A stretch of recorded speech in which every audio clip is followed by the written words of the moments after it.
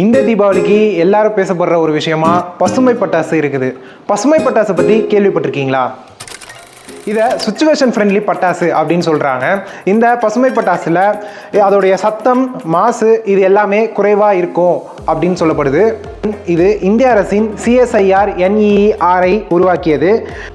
வழக்கமான பட்டாசில் இருக்கும் அந்த சல்ஃபர் அலுமினியம் மாதிரியான நச்சு பொருட்கள் இதில் குறைவாக தான் இருக்கும்.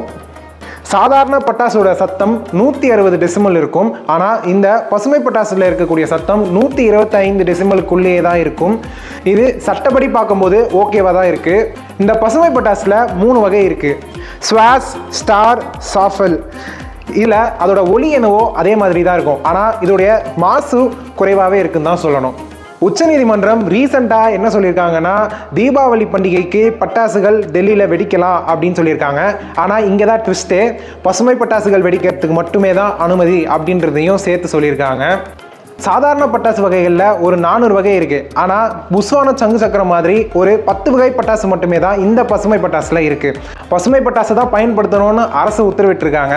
ஆனால் அரசுடைய நோக்கம் பட்டாசு வியாபாரிகளை சிதைக்கும் வகையில் இல்லாமல் அடுத்த தலைமுறை ஒரு பசுமையான சூழலில் ட்ராவல் ஆகணும் அப்படின்றதுக்காக தான் இந்த மாதிரியான கொண்டு வரப்பட்டு இருக்கு. இந்த பசுமை பட்டாசு பயன்படுத்துறதுனால இதோடைய சத்தம் என்னவோ குறைவாக தான் இருக்கும். ஆனால் மகிழ்ச்சி அதே மாதிரி தான் இருக்க போகுது. அதனால இந்த தீபாவளிக்கு இந்த பசுமை பட்டாசுகளை பயன்படுத்தி பாருங்க. அனைவருக்கும் இனிய தீபாவளி நல்வாழ்த்துக்கள்.